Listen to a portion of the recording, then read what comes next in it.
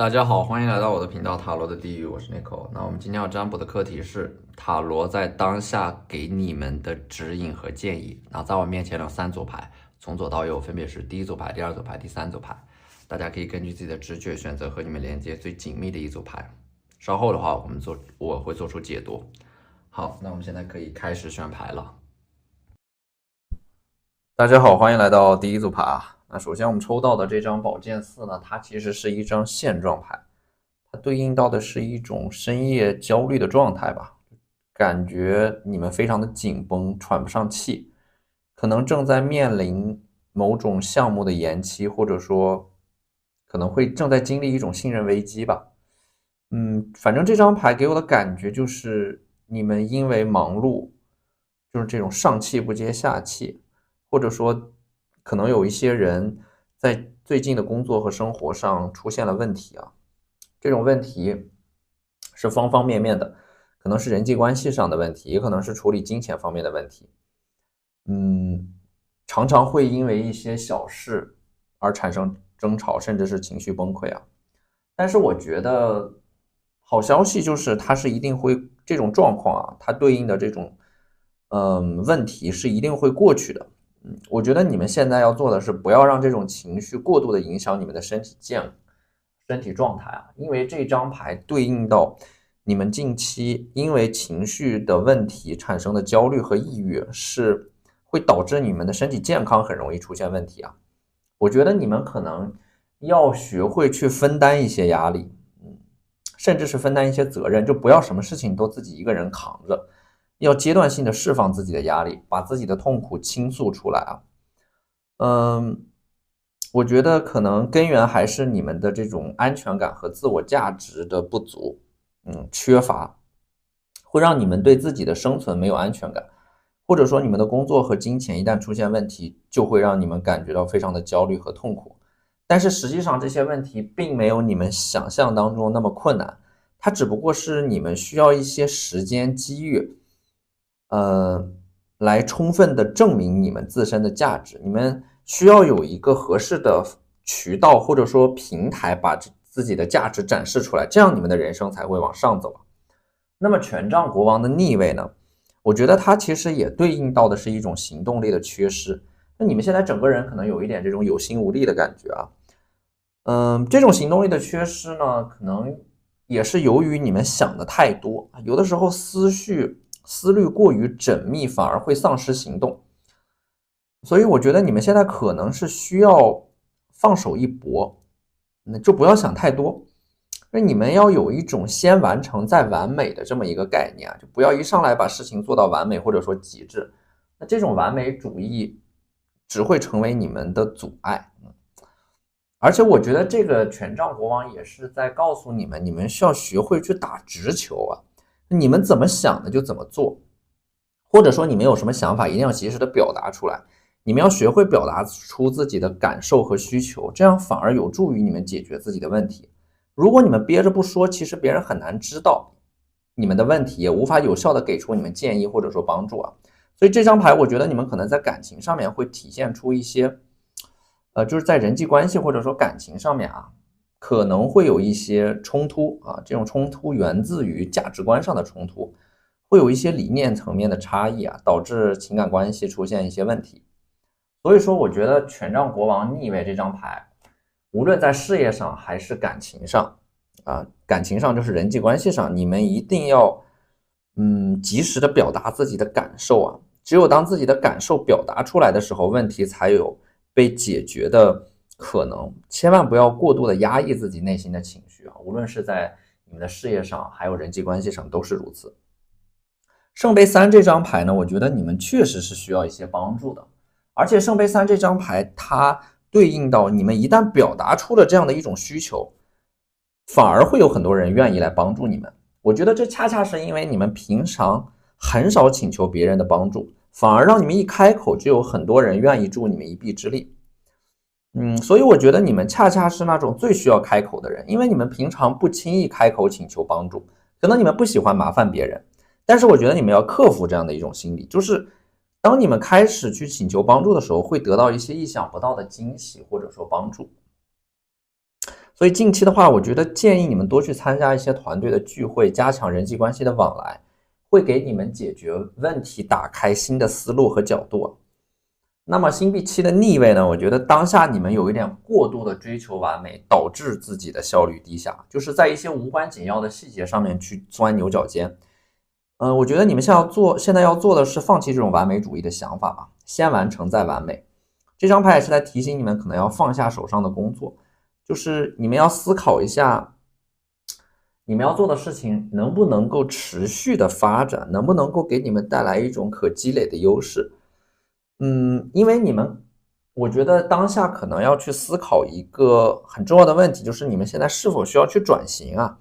就是你们要做那种长期主义的事情，能够积累起长期价值的事情。因为真正美好的东西，它都是具有生命的特质的，它需要不断的去积累。但是，一旦你们愿意花时间去积累这种有价值的东西，它会给你们的人生构造起一个厚厚的护城河，在你们人生的至暗时刻，给你们提供源源不断的支持和能量。所以这张牌告诉你们要成为一个长期主义者，不要尝试走捷径，或者说做那种短期就能够得到快速回报的事情，因为那些事情都注定不够长久。宝剑骑士的逆位的话呢，我觉得这张牌你们可能凭借之前的一些非常强势的风格拿到了一些结果，或者说推进了一些事情取得了非常不错的发展。但是呢，这张牌你们过去的这种过于快速的推进的风格可能会给你们留下某种隐患，这种隐患可能在近期给你们造成了一些麻烦。这张牌告诉你们现在应该慢下来了，因为有的时候慢就是快学会让自己慢下来，甚至你们当下可能要意识到你们需要休息一段时间，给自己的人生留出一些空白。所以这张牌我觉得在人际关系上面你们也要放下自己的控制欲不要尝试去改变别人，因为这种控制欲或者说尝试改变别人的想法一旦产生就会引发矛盾。你们要允许一切发生，也要接受一切的安排，这种方式反而能够让你们更快的得到你们想要的。那么这张世界牌的逆位呢，逆位的世界牌我觉得可能你们原有的计划会被打乱就是需要提前的去准备一个Plan B， 就是备用的计划和方案。这意味着是事情的发展可能往往不像你们想象的那样顺利，但是如果你们留好后手的话，你们反而会比别人有更多的优势。这个留这个 Plan B 的话，就是如果一件事情没有像你们想象的当中那样发展的话，你们要怎么做？你们要思考这样的一个预案。那么给自己留好副手呢，可能也是在事业上面要去扩展副业，学习新的技能，或者说有意识的发展自己的人脉等等等等。这个过程其实它要对你们自己进行一个定期的重置和初始化，就是不断的让自己像一块海绵一样去吸收新的能量，这样才能够保证你们是在不断的进步的，不断的变好的。那么这张女祭司呢，我觉得它其实是一张非常自我的一张牌这张牌我觉得你们需要明白的一点呢，是你们当下所经历的一切都是构成你们自我的一个必要条件，也就是说删除掉你们人生的任何一个瞬间，你们都不会成为现在的自己。这也就意味着是你们所经历的一切都是必然要经历的，不要去后悔任何一个你们做过的决定，同时也不要为了焦虑而去焦虑，不要提前的去焦虑，同时要为了喜悦而更喜悦，为了生命里那些自在舒展的喜悦去服务。当然呢，女祭司她一定是和你们内在的这种强烈渴望有关的，这种强烈的渴望是你们到底想要成为一个怎样的人，或者说你们要有这样的一种心理准备当你们选择去成为那个你们想要成为的人的时候，它不是一瞬间要发生的，不是一劳永逸的成为那个人，而是一次又一次，一刻又一刻的成为你们想要成为的那个人，这就需要你们持续不断的去努力。高塔牌的话呢，我觉得可能你们需要关注的是一些行业上或者说宏观环境的变化，这个宏观的大环境可能对于你们所在的行业，或者说因为科技的发展而面临到洗牌，这可能短期内会威胁到你们现在所做的事情或者说工作，但是这对于你们来说并不是危机，因为混沌和混乱往往会创造出向上的阶梯。所以说当这种政策的改变或者说科技的发展导致你们的工作受到了某种威胁的时候，你们要思考这种本身行业的变革它其实是有一些机会你们能够利用的，比如说 AI 的发展导致一部分岗位会被取消掉。但是当你们把 AI 看成是一种工具的时候，你们可以利用工具，反而能够增强你们在工作当中的效率和创造力。我觉得你们要有一种思维，就是凡事发生皆对我有利，要用辩证的思维去看待你们所经历的一切啊，多去寻求一个对你们有利的视角，会让你们的人生顺利很多。那么这张审判牌的正位呢，我觉得在3个月之内啊，它可能会迎来一个非常重要的改变，重大的转折点，可能是跳槽或者说创业的机会，在3个月之内会有一个重大的结果尘埃落定啊。那么这个重大的结果对你们来说是有利的，而且这是一个审判的正位，说明什么？说明对应一段关系也会有一个明确的结果，类似于一段关系进入到了验收期，可能是暧昧的2个人会在3个月之内关系更进一步。审判它就代表的是一个明确的结果，也就是说你们当下经历的混沌、混乱和动荡，在3个月之内都会有一个尘埃落定的明确的结果去结束这种动荡。我觉得你们现在经历的一切可以把它当成是一种命运的剧本，它都是为了逼迫你们去突破舒适圈，或者说你们需要去培养一种反脆弱的思维，就不要认为自己是一个受害者，你们要将这种经历的危机转化为成长的契机。当然呢，这张牌在人际关系当中的启示可能是源自于你们的这种自我认知不足，你们需要通过这种关系的镜像，就是观察对方的行为，在人际关系当中对方的行为去反思自身，从而深化你们的这种自我觉察。当然呢，这组牌我觉得塔罗给出的是一种趋势和能量，它并非是宿命，所以你们永远有能力也有机会去改变你们未来可能会发生的一切啊！你们要知道，你们才是命运的主人啊，你们是能够主宰命运的。好，那这就是我们这期视频的全部内容了，非常感谢大家的收看，我们下期视频再见，拜拜。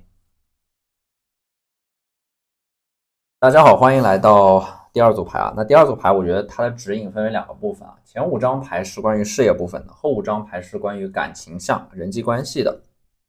那第1张牌是权杖2的逆位啊，逆位的权杖2呢，它代表的是犹豫不决和计划受阻，就是你们现在应该正在权衡某个重要的决策，比如说跳槽创业，或者说要不要合作，要不要投资等等等等。但我觉得这种观望可能还是需要再持续一段时间的，因为这张牌的出现就意味着是有一些信息你们没有掌握到，就是说接下来可能还会有一些新的变量出现，让你们去重新评估风险和收益。那我觉得这张牌它反而是在告诉你们现在还不到决策的时间，因为接下来会有新的变量，或者说你们会掌握一些内部的信息。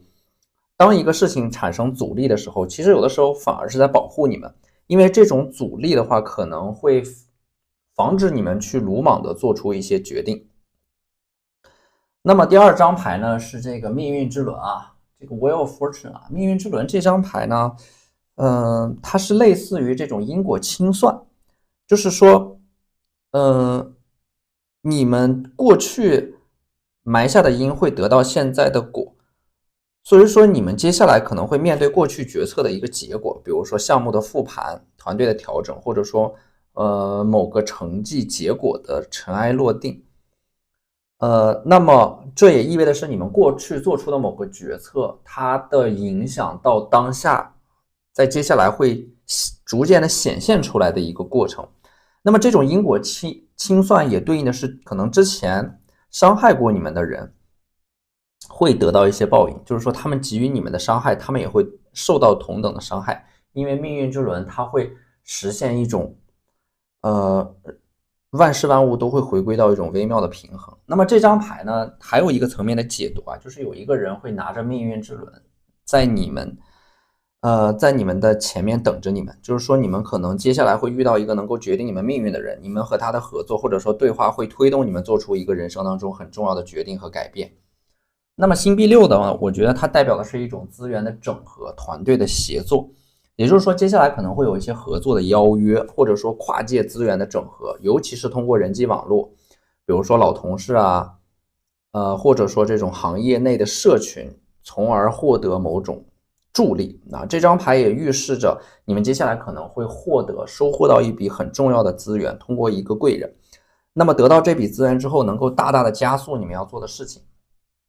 宝剑4这张牌呢，我觉得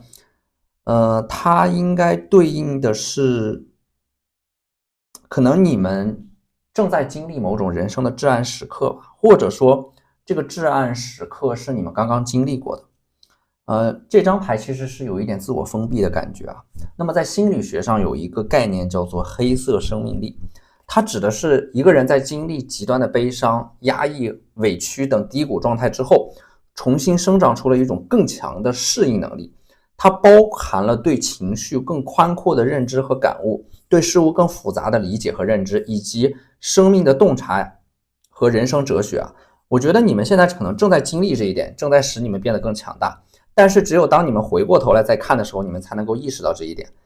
因为真正强大的人，他都曾经独自穿越过一片黑暗的森林。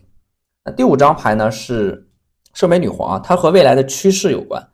它和你们的潜意识有关，和潜在的危机有关，和你们内在的直觉指引有关。就当你们遇到难以抉择的事情的时候，比如说未来的发展、竞争的动向，或者说要不要做一个决定啊，选择人生的方向等等等等，你们可能更需要依赖直觉而非表象去判断，因为真正重要的东西用眼睛是看不到的，你们要用心去感受它。如果有什么事情让你们感到不安、忐忑，内心当中有一种隐隐的焦虑啊，那么你们可能要暂时的去暂停掉这个决策的过程，多观察一段时间，不要盲目的做决策，要正视你们的直觉和感受啊，那是来自于灵魂的声音，那是来自于更高维度的判断。那么接下来的5张牌，第1张牌是 Lovers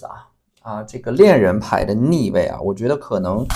某种感情关系会遭遇到这个现实层面的挑战，或者说你们最近可能会和一个人的关系出现了一些裂痕，有一些误解吧，或者说这种关系出现的问题会让你们对于关系的完美状态感到失望。它来自于这种理想和现实的落差啊，在人际关系或者说这种感情上面啊，这种我觉得这段关系是不是要结束的话，你们需要问自己一个问题吧，就是你们在这段关系当中是否感到快乐？你们是否被这段关系所滋养？如果答案是是的话，那么这段关系就值得你们去修复它。如果你们在这段感情当中被消耗，那么这段关系就应该及时止损。圣杯7这张牌呢，它预示着一种潜在的阻碍，就是你们要警惕在关系当中可能存在着的隐形的控制，比如说金钱的依赖、习惯性的妥协而难以离开，而且你们还需要察觉到是否是因为自己害怕孤独，或者说害怕外部的声音而选择维系一段关系，压抑自己内心真正的感受，从而限制你们的选择自由啊。所以我觉得它对于你一段关系来说，你们需要有很强的觉察力，就是要觉察到你们能否意识到自己是否在被一段关系所控制。当你们觉察到这个问题的时候，其实这个问题就已经解决一半了，因为你们开始正视自己的感受，开始权衡，开始追随自己的心。那么星币5这张牌呢，我觉得它是一张疗愈牌啊，就是它象征的是你们近期会体验到一些非常纯粹的情感互动，比如说和某个人共同的回忆，见到了多年未见的老朋友，或者说和自己的伴侣亲友重建信任的这么一个过程。可能还会就是因为一个老朋友的到来，你们会彻夜的畅谈啊，这些东西啊都能够给到你们一种力量吧，关于过去温暖回忆，能够给予你们现实穿越黑暗的一种力量。权杖1的话呢，我觉得这张牌啊，它是一张行动指引牌啊，它代表的是主动的创造修复。其实这张牌可能是要用行动去修复一些东西，比如说修复一段关系，或者说去修复你们之前半途而废的某件事情从头再来。我觉得这张牌它一定是一个主动的去修复的过程，就是你们不要被动的等待一个事情发生转机，而要主动的去做行动、做改变，去影响一个事情的进程，甚至改变一个事情的进程。那么这张星币2呢，我觉得星币2它代表的是一种平衡啊，多线发展，就是你们可能是需要在生活或者工作、生活和感情之间找到一个微妙的平衡啊，需要协调情感和个人发展的配比啊。可能我觉得你们需要把更多的时间放在自我发展、自我成长上面啊。我觉得这组牌里边抽到的这个圣杯七，包括圣杯女皇，其实都是告诉你们要直面自己的内心。尤其是直面内心最深层次的恐惧，比如说事业上的风险、情感的失控啊，这种内心最深层次的恐惧，你们必须要克服它。首先，如果你们想克服它，首先要直面它。有一句话叫不破不立吧，就是有些东西如果你们要克服它，那么你们必须先摧毁它。如果想摧毁它，就必须要直面它。在某种层面上，放弃才能够迎来新生。你越害怕改变，那么你们就越得去改变。你越害怕陌生的环境，你就越得适应陌生的环境。你害怕什么，就要去面对什么。你害怕的东西要去某种层面上你要去挑战它，去摧毁它，这样你们才能够成长。你们必须，而且在这个过程当中，你们还必须坦然的面对每一个人、每一件事，不管已经是离开的人，还是消耗你的关系、恐惧和焦虑的事情，又或者是内心敏感脆弱的自己，你们必须把它们打破，才能够获得新生。因为生活永远是勇敢者的游戏，只有勇敢的人才能够迎来更好的生活。所以说这一定是一个大浪淘沙的过程，是一个去伪存真的过程。破而后立，则否极泰来。好，那这就是我们这期视频的全部内容了，非常感谢大家的收看，那我们下期视频再见，拜拜。大家好，欢迎来到第三组牌啊。第三组牌的话，首先我们抽到的这张权杖二的正位啊，我觉得权杖二的正位加上这张宝剑四呢，你们现在可能最重要的事情是做一些减法吧，把一些东西剔除出去，删除一些东西，甚至可能会需要去考虑临时取消一些计划，但是取消的计划反而能够让你们专注在更重要的事情上面。总而言之，就是你们之前一直在做加法，但是加法做的越多，你们越迷茫，越让你们看不清方向，所以说要做减法，要做断舍离。当你们做完减法之后，你们会发现未来的道路反而变得清晰起来了。那这组牌里边，我们抽到了一张圣杯五啊，这张牌是和你们内心当中的感受有关的，可能和你们潜意识里面的恐惧有关，会很害怕失败，或者说害怕别人的批评和攻击，甚至是会有一点这种社交恐惧的感觉，不敢展现自己。这种恐惧和害怕，其实我觉得和你们内心当中的完美主义有关，就是你们的潜意识似乎在暗示自己，如果你们什么都不做的话，那什么错误都不会犯，所以你们越是想完美，越是会陷入到一种虚无当中。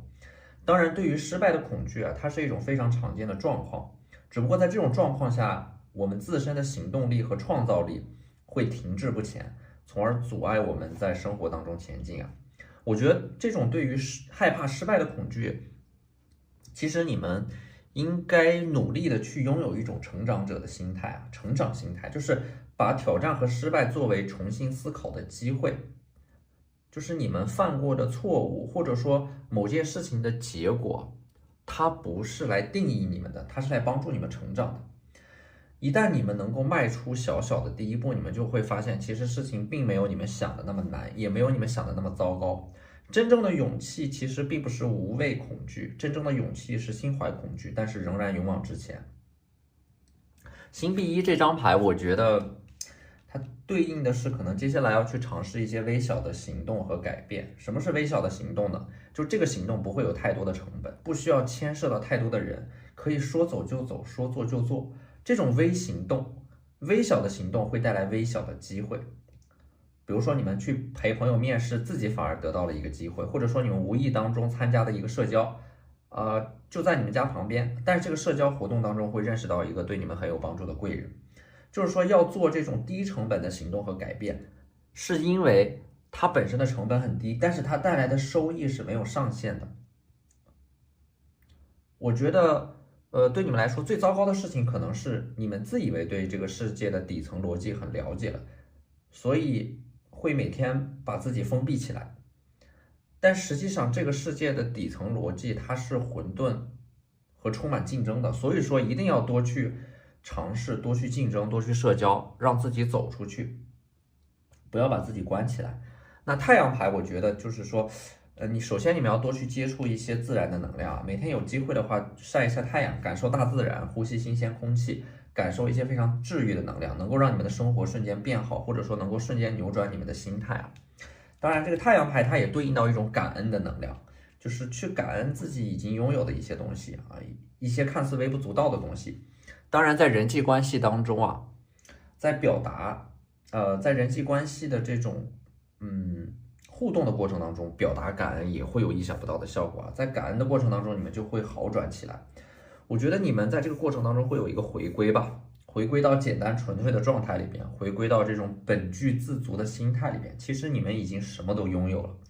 重新珍视起那些简单的唾手可得的快乐，比如说吃一顿大餐，喝一杯饮料，看一次落日，老友重逢叙旧的快乐啊，它是一种返璞归真的纯粹，生命当中少一点干扰。我觉得甚至你们在短期内可以允许自己放弃挣扎，放弃努力，躺平做自己想做的事情。这样的话，你们的生活就是你们的生活越简单，它就越是你们能够掌控的。这个时候你们就会发现生命开始触底反弹了，开始好转了。那权杖一这张牌呢，我觉得这张牌它是一个自我疗愈的过程啊。这种自我疗愈其实首先你们要有一种信念，就是这种信念是相信自己值得所有的美好的信念。因为生活本身它会选择去治愈那些愿意相信美好的人，所以说变好的第一步是相信你们值得啊。当然这种疗愈它也会发生在一瞬之间，就是当你们不再被过去困扰，豁然开朗之时，当你们不再对过去已经发生的事情钻牛角尖，你们就会突然的被疗愈啊，突然的就是内在的创伤会被治愈，本质上还是你们打开了自身的心结。这个疗愈的过程就是灵魂重新变得完整的过程，因为曾经的你们受到了某种伤害四分五裂，这个疗愈就是把曾经破碎的自己拼接起来的过程。权杖八这张牌的核心是顺势而为，它对应到一种很顺利的能量，但这种很顺利的能量其实是要你们选择方向的，你们要选择那种顺应潮流的方向，或者说选择那种顺应你们内心当中感受的方向，这个时候它就会事半功倍，就会很顺利。不要去对抗，而是要去接纳。权杖八它代表的是一种快速的流动的自由流动的能量，它是有一种随心而动的感觉。所以说权杖八，我觉得你们最近可以临时的做出一些决定和计划，说走就走，这个会给你们的生活带来一些意想不到的东西。而且权杖八它也预示着一个快速的突破，迅雷不及掩耳之势。可能你们近期会有一个转瞬即逝的机会，你们会猛然的意识到在某件事情上你们已经取得了很大的成果了，而且取得这个结果其实是你们不费吹灰之力得到的，它并没有一个苦大仇深的过程。我觉得核心还是在于你们顺应了趋势，跟随自己的内心去做行动和改变。宝剑八呢，我觉得你们内心当中的话，可能会有一个难以逃避的痛苦之地，或者说难以解开的心结，难以放下的执念。这种心结和执念不断的轮回和循环，也就是说你们自己把自己困住了的感觉。我觉得抽到这组牌的人很容易钻牛角尖啊，很容易抓住一个事情一个细节不放，然后不断的折磨和内耗自己。长此以往，你们会觉得自己不配得到一些美好。因为你们的潜意识里不允许你们自己幸福啊，所以说它是一种内心的脆弱。实际上真正让你们痛苦的并不是已经发生的事情，而是你们的价值观啊。你们在此时此刻在当下就可以立刻去感受一些美好，让自己变得幸福。它并不是说你们必须要达到某种成就，你们才可以变得幸福。你们在当下此时此刻就可以立刻让自己快乐起来，因为得到快乐的成本并没有你们想象的那么高。世界牌的话，我觉得它是有一种要持续的保持冒险的心态，保持探索的心态，就是不断的让你们的世界变得越来越大。在这个过程当中，你们的人生会有越来越多的可能性啊。其实可能性它是一个非常美妙的概念，它提示我们要保持力量，仍要探索，仍要发现。对于陈规旧俗说不啊，对于自我和未来保持无限的敞开。我觉得你们要有这样的一种心态，就是把这个世界当成游乐场，当成试验田，当成是你们感受和体验快乐的一种工具。那这个时候你们就会很享受这个过程。